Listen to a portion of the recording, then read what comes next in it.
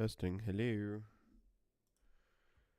What's up? What up? Alright, I'm just posting that I'm live, baby, live. Hello, guys. Welcome to the stream. I took a couple weeks off. Social media has been killing me, man. Just killing me, I tell you. I haven't been able to just taking care of my mental health, you know. The social media was getting bad, y'all. Every day opening, you know, all like 5 or 6 apps like every 10 minutes, you know, checking to see how a post did. And it's been like that for months, man. Being a content creator is hard, so it's kind of out of necessity, but man, I've just been looking too much doom scrolling. So, that and streaming I had to put a pause on, man. So, but I've been boxing on my own, guys. Been going to the gym and went to the movie theater like 4 times the past 10 days. I saw a Spanish film from 1972 called The Cannibal Man. It's pretty gnarly. Some gross out kills, but they don't hang on for too long, so it's pretty gnarly there. That was at a brewing place, Oddwood Brewing in Austin, Texas. It was a very low key spot. And I saw Obsession yesterday. I did a morning movie after some good Chinese food. So that was a pretty good film. I definitely got scared big time a couple times, and it's hard to scare me, man. I don't get scared often. Um, so I'm gonna do a movie review stream this week to catch up on what I've been watching this year. I want to continue Ground Zero.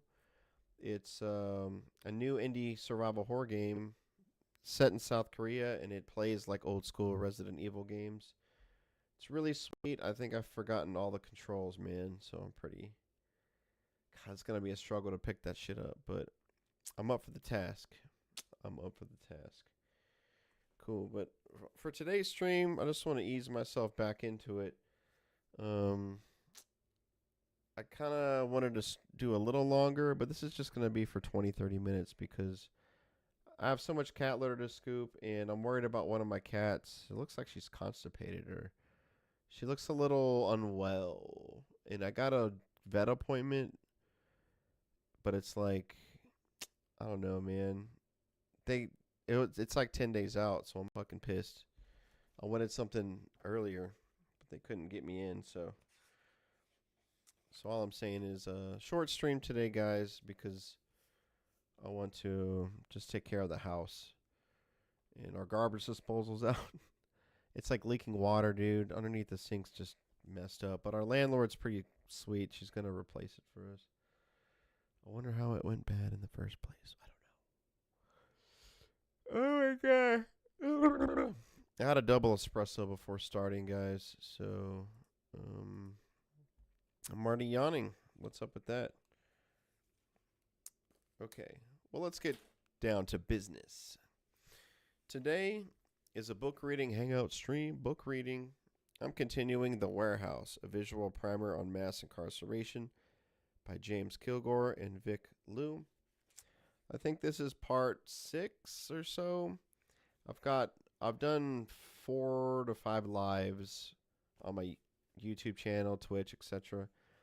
And I've uploaded one just in the not the live tab, but like the regular video. That one's like 40 to 45 minutes long if you want to watch that. But I like doing these, guys. I feel like it's very informative. In book readings, I think it's something for y'all to like listen to while you fall asleep. And just a real chill vibe around here. So get you guys thinking a little bit, and hopefully my voice is relaxing enough. So we left off around page 126. So let's continue. The Warehouse, a visual primer on mass incarceration. So let's start over here. Boom. So that illustration is of a honey bun because in prison or jails, there's something called honey bunning. Corrections officers at the Miami-Dade Regional Juvenile Detention Center bribed incarcerated juveniles with honey buns and other food to savagely assault each other. I think I left off on long-term impact of juvenile incarceration. Incarceration impacts youth greatly, even in situations of temporary detention pretrial. This pretrial detention increases the chances that youth will be found guilty and sentenced. Incarceration and detention disrupts the academic pathways of youth and makes it less likely that youth will finish school. Over 47% of youth in custody did not have access to GED preparation, job training, college coursework, or GED testing. Progress is underway. For those juveniles not propelled directly into the adult court system, most jurisdictions have a system that holds people under 18 in a juvenile prison. By 2000, juvenile prisons and detention facilities held over 100,000 people. However, unlike in the adult system, at that point, advocates for reducing the incarcerated population of youth began to see results from their efforts to reduce the population in these facilities. Between 2000 and 2017, the number of people held in juvenile prisons fell by more than 60%. During that period, over 1,200 juvenile facilities closed. This corresponded with a decrease in youth arrest of over 80% from 1996 to 2020. A major factor was that in 2012, a court case, Miller v. Alabama, declared that juvenile life without parole was unconstitutional. A number of factors contributed to these changes. 1. Several states raised the age of juvenile court jurisdiction and block transfer of youth to adult courts. 2. Research increasingly revealed that a person's brain doesn't fully mature until age 25, making subjecting youth to the same punishment as adults seem more irrational. 3. Several states eliminated sending juveniles to secure facilities for low-level or nonviolent offenses. 4. A growing recognition that most youth involved in the juvenile justice system have experienced unrecognized and untreated trauma that is only made worse by incarceration. However, this decline in juvenile incarceration in general also accompanies an increase in the racial injustice and disparity of juvenile incarceration. For example, in 2017, more than 17,500 black youths were incarcerated, compared to 14,000 white youths, even though black people make up roughly only 13% of the U.S. population. For comparison, there were more white youths incarcerated than black youths about 20 years ago. In May 2020, during the increase in release due to COVID-19 detention centers were releasing white youth at a rate 17% higher than black youth. Furthermore, while the detention of white youth is at an all-time historical low, the detention rates of black and Latino youth have risen slightly, resulting in an increase in racial inequality. And even today, black kids are still detained at 6.3 times the rate of white kids and committed at 3.6 times the rate of white kids, from the National Center for Juvenile Justice 2022. Next page. Over 30,000 people participated in the Pelican Bay hunger strikes. This chapter is resistance. In recent years, resistance to mass incarceration has greatly expanded. Resistance has taken many forms: militant hunger strikes inside max security institutions, campaigns to close prisons and jails or stop the building of new institutions, and popular mobilization focused on issues like new Jim Crow policies and harsh sentencing. People have also fought back through cultural activities, producing murals, music, and poetry, and creating prison newspapers. Leadership of this resistance has often included currently incarcerated and formerly incarcerated individuals. but students, academics, faith based institutions, elected officials, and community members have also taken part. And here's a photo. Let's read the caption here. Men raising fist during the Attica prison uprising. On September 9th, 1971, 1,281 incarcerated people in Attica prison rioted and took control of the facility to fight for humane treatment. 43 people died, including 33 incarcerated people and 10 correctional officers. All but one were killed by the gunfire of the state police crackdown. From the New York State Archives, Division of State Police, September 1971. All right, let's talk about the Pelican Bay hunger strikes. The most well-known prison hunger strikes of this era took place at the Pelican Bay State Prison in California. The focal point of the strikes was the Security Housing Unit, SHU, where people were held in solitary confinement for decades, often due to false accusations of gang affiliation. In 2006, officers at Pelican Bay reorganized the SHU and created the Short Corridor. They placed the most senior leaders of each gang in this unit in hopes of separating them from the other members of their gangs. The officers believed that the rival gang members would never talk to each other. After years of living in isolation in the same pod, Todd Ashker, Satawa Jama, Arturo Castellanos, and Antonio Gillin, oh my God, overcame their long-held gang hostility to form an alliance. From solitary, 4 men coordinated a prison-wide, nonviolent hunger strike against the conditions of solitary confinement. Quote, Mr. Ashker's outdoors time is in a small, concrete enclosed dog-like yard, 1.5 hours a day with no exercise equipment other than a handball recently given to the SHU inmates as a result of a hunger strike. He claims his yard time is always canceled due to staff training, and from the years 1989 to 2011 he received 0 time outside, other than when he was allowed to go into a small, enclosed concrete yard. He spent 24 hours a day, 7 days a week in a small concrete cell for 22 years. Mr. Ashker's meals are underportioned, watered down, undercooked food is spoiled, cold, no nutrition, salad is rotten, trays are always dirty and covered with dirty dish water. Close quote. Urgent petition to unworking group on arbitrary detention, submitted by the Center for Human Rights and Constitutional Law. And here's a photo of Cruel and Unusual Dollar at Pelican Bay SHU by an unknown imprisoned artist in the Pelican Bay SHU. Gonna zoom in there, right there. Kind of see it there. Can I get that? All right, next page.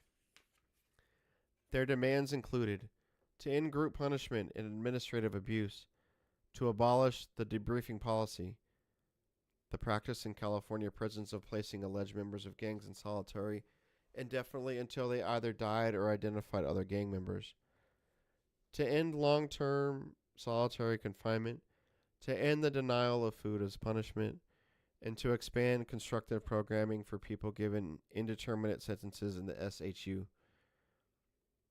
The first hunger strike began on July 1st, 2011. At its peak, more than 6,500 people from prisons across California refused to eat their meals. The strike lasted until July 20th, when the California prison authorities agreed to review the conditions of solitary confinement. The second hunger strike took place from September 26th to October 16, 2011. On its third day, the strike reached its peak of 4,252 people refusing to eat across 8 prisons.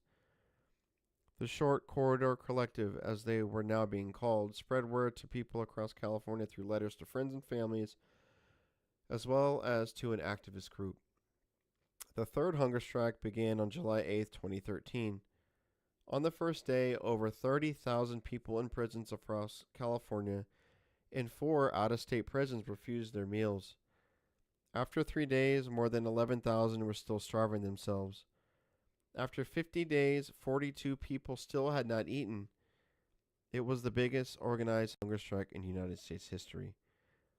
In the following year, the strike won a victory when more than half of those held in Pelican Bay SHU were transferred to other prisons.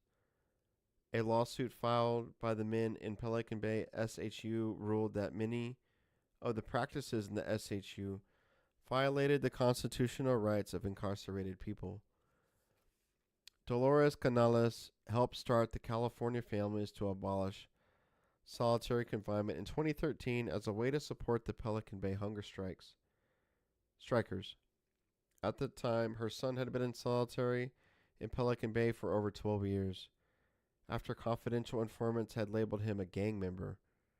Canales herself had spent more than 2 decades in prison, including some time in solitary.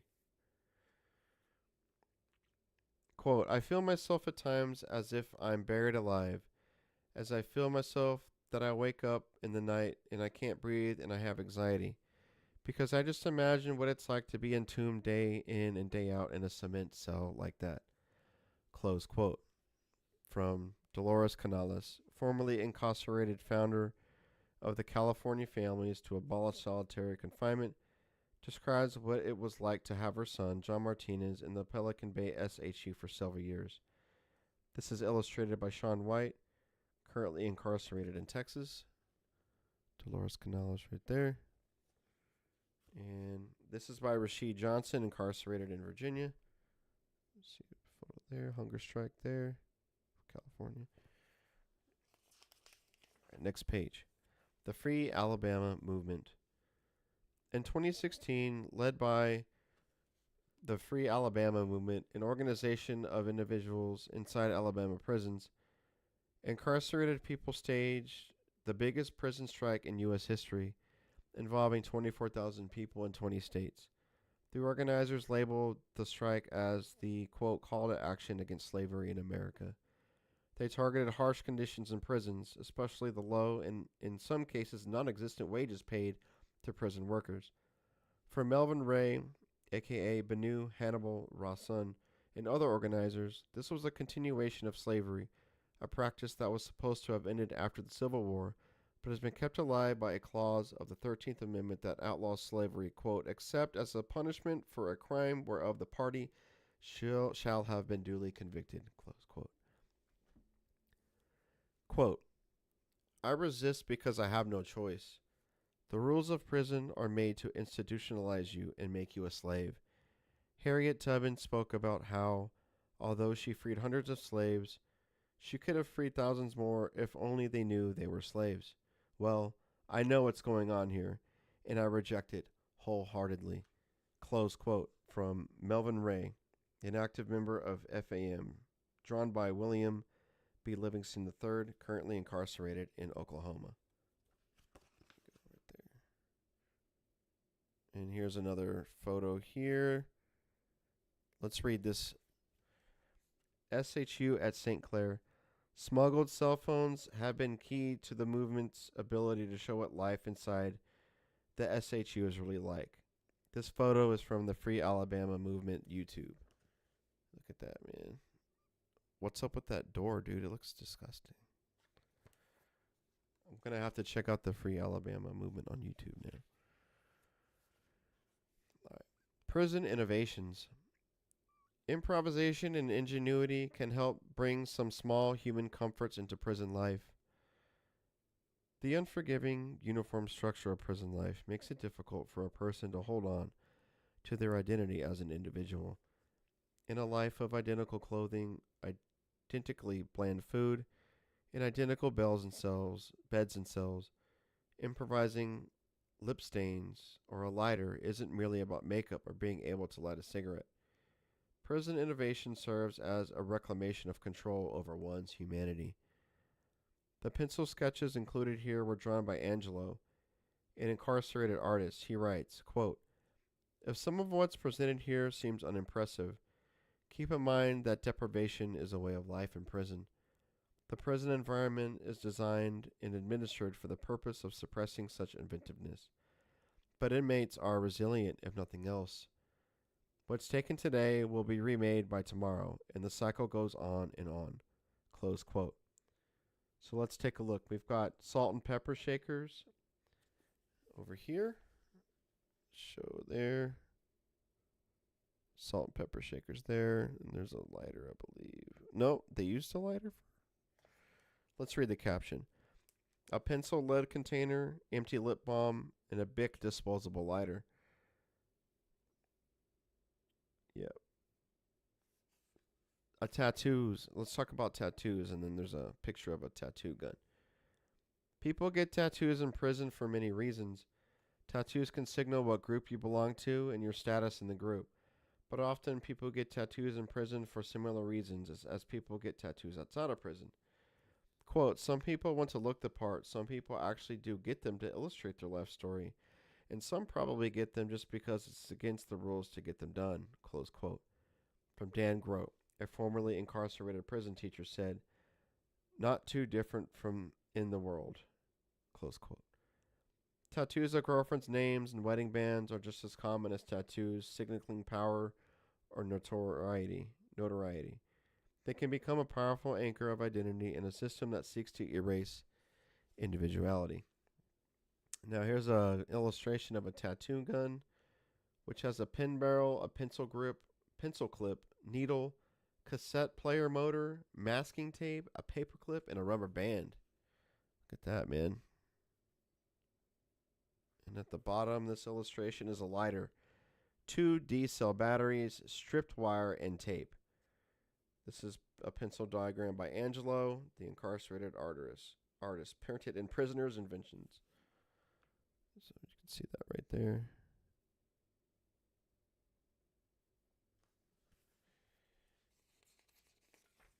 All right, next page. Fake up. Prison restrictions on makeup differ from prison to prison and state to state. Historically, some states, like Virginia, have attempted to ban makeup because of its potential as contraband.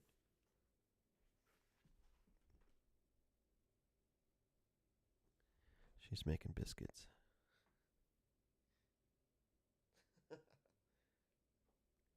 Cookie. Oh, there she goes, turning it around. Cookie biscuits. All right.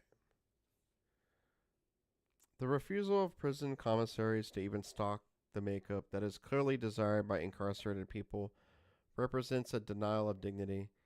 It is a clear signal by the prisons that the intention of incarceration is not rehabilitation of individuals, but rather retribution and punishment. It is emotionally difficult and disorienting to be stripped of the tools people rely on to express their identity.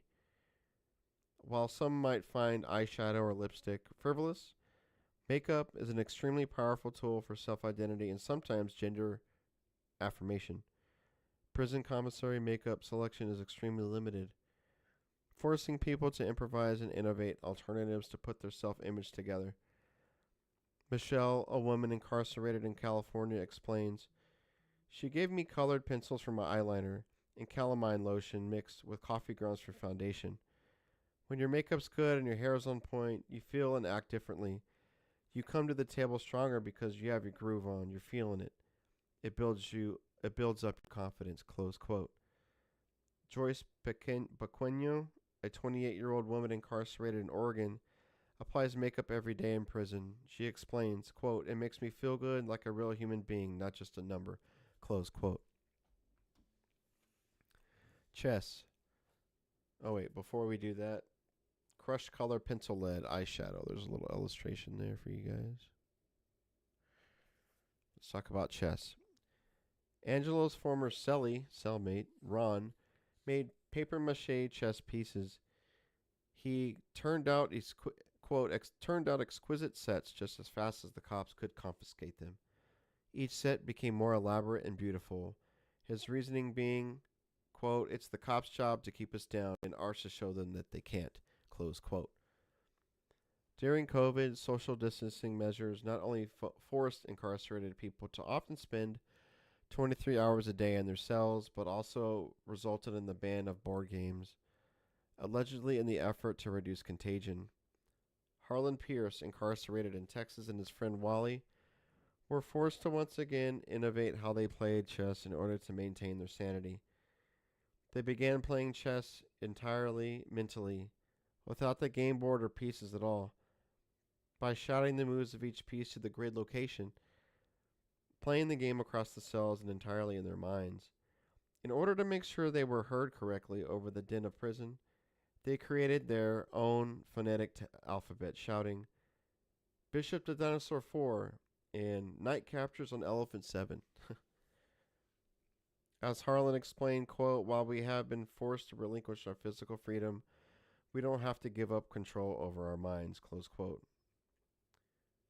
Here's a picture of chess pieces, toilet paper and water, toilet paper and water, and there's some M&M lip stains, a bit of hot water and red M&Ms. So that's like for makeup here, guys.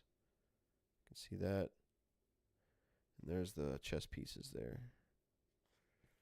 All right, let's go to the next page. Cultural resistance, making art in prison. People in prison use several art forms to both protest prison conditions and maintain a solid state of mind. In virtually every prison and jail in the U.S., people are using whatever resources available to them to create works of art. Many people use pencils or colored pens to make portraits of themselves or people in their cell block or to design birthday or holiday cards for loved ones. Another common art form involves using waste paper, especially empty potato chip wrappers, to fashion picture frames, baskets, or handbags. Bar soap can become the medium for shaping chess pieces. In recent years, social justice activists have created or supported arts programs in many prisons across the country. The Justice Arts Coalition, JAC, brings together many of these programs with the aim of amplifying the voices of incarcerated artists. The JAC works with groups and individuals who are involved in creative writing, poetry, dance, drama, and music. Many of the portraits included in this book have come from artists who are connected to JAC programs, Jack. Apart from graphic arts, thousands of people take to writing while in prison. Many famous prison memoirs have had a huge impact on public consciousness about incarceration. George Jackson's Soledad Brother was a bestseller even though the author wrote it while incarcerated and was killed by prison guards before the book was actually published in 1970. Wilbert Rideau wrote of his Louisiana prison experience in the bestseller In the Place of Justice. Piper Kerman chronicled her prison year in Orange is the New Black, which became a highly popular TV program. But most prison writers do not become famous. They share their writings with loved ones and hone their craft in isolation. In recent years, writing groups inside prisons and jails, such as the Minnesota Prison Writing Workshop, the Michigan Creative Arts Project, Illinois' Prison Neighborhood Arts Project, and the PEN Prison Writing Workshop have provided mentorship often from professional writers and instructors to incarcerated writers.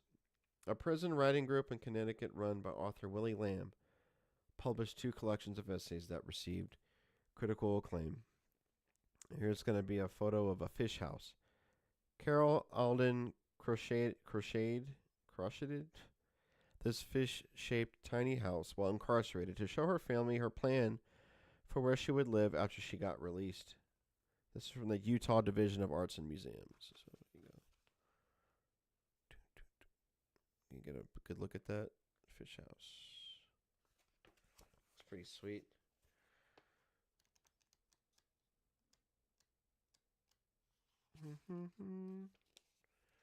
All right, I think I'll stop there, guys.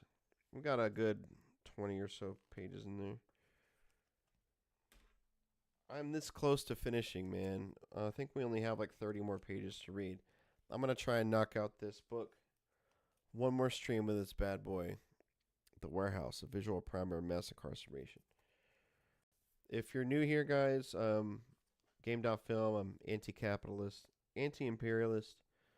I hate the two-party system. I'm sick and tired of people voting Republican, Democrat, and those that have Trump derangement syndrome and think that Democrats are the better party. They are not.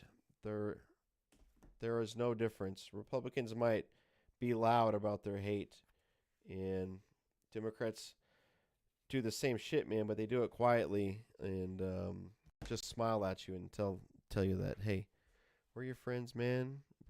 We're gonna take out the Republicans. We're gonna take them on.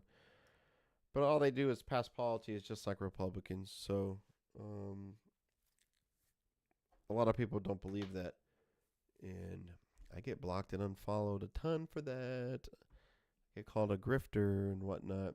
So pretty annoying. But it took me until my 30s, man, to realize the two-party system is a scam. So it's not it's not easy, guys. If you're struggling, if you're politically homeless, it's okay. But I'm reading this book, guys, because Democrats they want to jail people of color, working class, poor people, just as much as the Republicans do. Joe Biden wrote the most racist bill in history, the 1994 crime bill, who was a Democrat. Bill Clinton passed it. So if you think you're not a better person for voting Democrat, guys, just because you hate Trump, please, dear God, stop it with the nonsense. But cool, guys. Well, I want to do a film review of movie review stream this week. I want to continue my playthrough of Ground Zero, new indie survival horror game, and I want to finish this book. But guys, I'm back, baby. I'm gonna be posting on all social media platforms, and yeah, X, Twitter, Instagram, TikTok, Blue Sky, and Letterbox. I'm logging all my movies, guys. So I'll be active again. Thank you guys for hanging out.